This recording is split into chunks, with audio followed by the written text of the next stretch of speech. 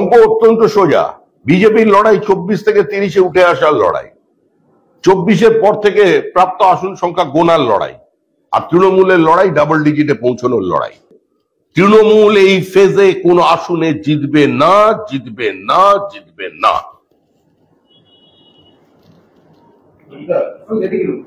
নন্দীগ্রামের আমগাছিয়ায় বুথে ছাপ্পা ভোট দেওয়ার অভিযোগ, বাস এবং লাঠি নিয়ে বিজেপি কর্মীদের ভেতরে কোথায়? নন্দীগ্রামে আমগাছিয়ায় বুথে ছাপ্পা দেওয়ার অভিযোগ। বিজেপি কর্মীদের মারছে, বিজেপি কর্মীরা কতদিন মার খাবে? যেটা সভ্য সমাজে কাম্য নয় সেটা বিজেপি করতে চাইছে না, আরেকটু অপেক্ষা করুন, বিজেপিও ব্যবস্থা করছে।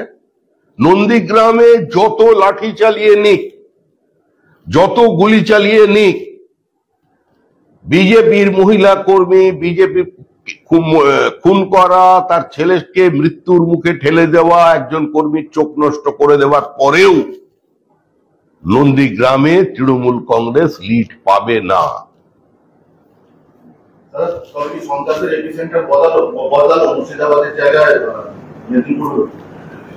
সন্ত্রাসের এপিক সেন্টার বদলানোর প্রয়োজন নেই, তৃণমূলের মানসিকতার কোনো প্রয়োজন হয়নি। সুস্থ স্বাভাবিক নির্বাচন হচ্ছিল, তৃণমূল সেই নির্বাচনটাকে অশান্ত করে দিল। মুখ্যমন্ত্রী গিয়ে প্রতিশোধের কথা বললেন, মুখ্যমন্ত্রীর উত্তরাধিকারী জায়গাগুলোকে চিহ্নিত করে দিলেন। তৃণমূল কংগ্রেস আক্রমণ করলো, বিজেপির মহিলা কর্মীকে খুন হলেন এবং তার ছেলে মৃত্যুর সঙ্গে কলকাতায় লড়াই করছেন। মাথা দুটো দুভাগ হয়ে গেছে। বিষয়টা যে যত ভোট গড়াচ্ছে তত বেশি হিংসা ঘটনা ঘটছে কেন মনে হচ্ছে? ঘটছে একটাই, জলপাইগুড়িতে হলো হিংসা ছিল, নর্থ বেঙ্গলের দিকে ছিল হিংসা তো ছিল না। এখন যত দিকে আমাদের দক্ষিণের দিকে এগোচ্ছে তত বেশি। দেখুন, আমি অঙ্ক অত্যন্ত সোজা। বিজেপির লড়াই 24 থেকে 30-এ উঠে আসার লড়াই, 24-এর পর থেকে প্রাপ্ত আসন সংখ্যা গোনার লড়াই, আর তৃণমূলের লড়াই ডাবল ডিজিটে পৌঁছানোর লড়াই। যেভাবে ফলাফল হয়েছে, তৃণমূল কংগ্রেস ভেবেছিলেন যে ওই লক্ষ্মীর ভান্ডারের নাম করে তারা সমস্ত মহিলা ভোটারদের প্রভাবিত করতে পারবেন, কিন্তু দরিদ্র মানুষের আত্মমর্যাদা বিক্রি হয় না, তাদের রাজনৈতিক সচেতনতাকে এইভাবে পণ্য বানিয়ে ফেলা যায় না। তারা প্রতিবাদ করছেন, সংঘবদ্ধভাবে বেরিয়ে এসে ভোট দিচ্ছেন।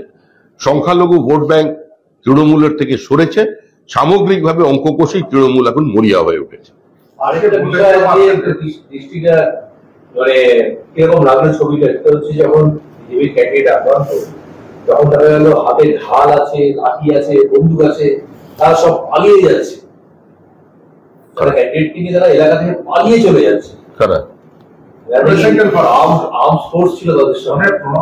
দেখা গেল যখন তারা করেছে সেন্ট্রাল তারা ক্যান্ডিডেটকে নিয়ে কোনো প্রকারে সেন্ট্রাল ফোর্সের উদ্দেশ্য পশ্চিমবঙ্গে প্রাণহানি নয়। আমরা সমস্ত বিষয় নিয়ে নির্বাচন কমিশনের কাছে কথা বলব। আমরা এখন যেটুকুনি বলার ততটুকুনি বলেছি। আজকে যে পরিস্থিতি প্রণয় টুডুর ওখানে হয়েছিল, সেখানে সেন্ট্রাল পুলিশের গুলি চালানোর পরিস্থিতি তৈরি হয়েছিল। আবার যাতে শীতলকুচির পুনরাবৃত্তি না হয় সেজন্য হয়তো তারা সচেতন আছেন, কিন্তু আবার যদি আগামী ফেজেও যে নির্বাচন আসছে, অত্যন্ত স্পর্শকাতর জায়গায় নির্বাচন আছে, বারাসতে নির্বাচন আছে, বসিরহাটে নির্বাচন আছে, বিশেষ করে দক্ষিণ 24 পরগনা নির্বাচন আছে, সেখানেও যদি এই ঘটনা ঘটে তাহলে সেন্ট্রাল ফোর্স কি করবে? নির্বাচন কমিশনের অবস্থান কি হবে? প্রার্থীরা যদি আক্রান্ত হয় তারা কি আবার দৌড়বে ঢাল নিয়ে? সেটাই তো আমাদের প্রশ্ন। সেই প্রশ্নই তো আমাদের আরিজ আফতাবের কাছে, যে আপনি কি চাইছেন? প্রার্থীকে দৌড় করাবেন, বিজেপি প্রার্থীকে, না আপনি ভিড়টাকে সরিয়ে দেবেন?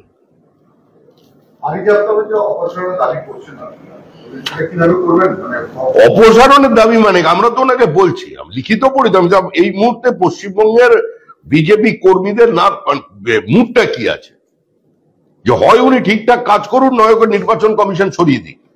আজকে যে ঘটনা আমাদের প্রার্থীদের সঙ্গে ঘটেছে, সেখানে যেভাবে ঠিক সময় মতো সেন্ট্রাল ফোর্সকে পৌঁছানোর দরকার ছিল সেটা পৌঁছতে পারে, পৌঁছেছে। সেন্ট্রাল ফোর্স পৌঁছয় নিয়ে কথা আমরা বলবো না, কিন্তু পৌঁছেছেন। যেটা 15 মিনিটে পৌঁছানোর কথা সেটা 40 মিনিটে পৌঁছেছে। পশ্চিম মেদিনীপুরের এসপি তো বদল হলো, তার বদলের পরে কোনো ফল পেলেন আপনারা? পশ্চিম মেদিনীপুরের এসপি তো বদল, দেখুন, শুধুমাত্র একটা ম্যাক্রো লেভেলে পরিবর্তন করলে সমস্ত কিছু বদলে ফেলা যায় না। তার আগে গোটা মাইক্রো লেভেলটার একটা পরিবর্তন এই সরকার এনে দিয়েছে। সিভিক ভলেন্টিয়ার্স এবং এসআই, থানার এসআই, থানার আইসি যদি সংঘবদ্ধভাবে মানুষকে আক্রমণ করে, মানুষের বাড়িতে বাড়িতে গিয়ে রাত্রিবেলা থ্রেট করে ভোট না দেওয়ার জন্য সিভিক ভলেন্টিয়ারদের দিয়ে, তাহলে আপনি সেখানে কি করতে পারেন? আমরা তো একটা বিপরীত পরিস্থিতির মধ্যে নির্বাচন লড়ছি এবং এটা হবে এটা ধরে নিয়েই আমরা নির্বাচন লড়ছি। এরকম নয় যে একদম মানে আমাদের পায়ের সামনে কেউ কার্পেট বিছিয়ে দেবে আর আমরা হেঁটে চলে উঠে যাব, এরকম বিষয়টা এরকম নয়। এবং মানুষও জানে প্রতিরোধ করেই তাদের বুথ কেন্দ্রে পৌঁছতে হবে। এত গন্ডগোলের মধ্যেও মহিলারা যাচ্ছেন, সব জায়গা পারেননি, কিছু জায়গা বাধা দিয়েছেন, তারা যাতে ভোট দিতে পারেন সে বিষয়টি নিশ্চিত করবার জন্য আমরা ইলেকশন কমিশনকে জানিয়েছি। আর একটা ফেজ বাকি, ষষ্ঠ ফেজ যা হলো, আরেকটা ফেজ নিয়ে আপনারা কি ধরনের দাবি করবেন? কারণ আমরা তো বলছি আজকে এই মুহূর্ত পর্যন্ত সম্পূর্ণ রিপোর্ট আমাদের কাছে এসে পৌঁছয়নি। বিকাল 4টে পর্যন্ত আমরা যে ইনফরমেশন পেয়েছি, যে কটি কেন্দ্রে নির্বাচন হচ্ছে তাদের ভিত্তিতে আমরা কথা বলছি। যেমন এখনো আমাদের যে এমএলএ যিনি আত্মসহায়ক তাকে খুঁজে পাওয়া যায়নি, অভিজিৎ বাবু সেখানে ধর্নায় বসেছেন। এই অবস্থার মধ্যে থেকে আমরা 4টে পর্যন্ত আমাদের কথা, আমাদের ব্যথাটা আপনাদের সামনে জানালাম। এরপরে 6:30 7টার মধ্যে আমাদের পূর্ণাঙ্গ আশা করছি আমাদের সাংগঠনিক স্তর থেকে পুরো রিপোর্ট আসবে, তারপরে আমরা আমাদের বক্তব্য জানাবো। তবে বিজেপি তো মানে শুধুমাত্র নির্বাচন কমিশন কিংবা সেন্ট্রাল ফোর্সের ভরসায় খাল কাটেনি, ওদের দেখে আমরা নির্বাচনে লড়াইয়ে নামিনি। আমরা জানি এগুলো হবে, পশ্চিমবাংলার ভোটটা নিরামিষ হবে না, এটা জেনেই আমরা নেমেছি এবং আমরা সেইভাবে আমাদের মতো করে করব, আমরা আমাদের স্ট্র্যাটেজি তৈরি করবো। শেষ হয় কিন্তু তার আগেই ঘাটালে তৃণমূল কংগ্রেস বিজয় উৎসব পালন শুরু করে দিল।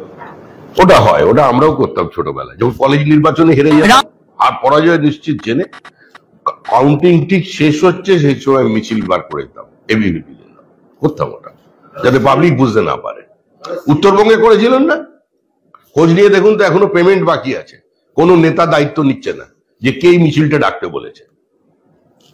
শুভেন্দু অধিকারীকে মেদিনীপুরে আটকে রাখতে তার বাড়িতে যেরকম পুলিশি হানা বা বিজেপি কর্মীদেরকে যেভাবে গ্রেফতারের ষড়যন্ত্র করা হচ্ছে, কি মনে হয় যে ওসব দিয়ে কিছু হবে না? কাঁথিও বিজেপি জিতবে, তমলুকও বিজেপি জিতবে, মার্জিনটা দেখার কথা। আমাদের লড়াই ওখানে শুভেন্দু অধিকারীর লড়াইতে আছেন যে মার্জিন কতটা বেশি হবে, কত বেশি ব্যবধানে ওখানে প্রার্থী জিতবে। আর তৃণমূলের উদ্দেশ্য হচ্ছে জয়ের মার্জিনটাকে একটু কমিয়ে আনা, এটাই লড়াই, এমনি প্রতিযোগিতা নেই। সারা দেশেই যে নির্বাচনটা হচ্ছে এই নির্বাচন প্রতিযোগিতাবিহীন, প্রতিপক্ষহীন নির্বাচন।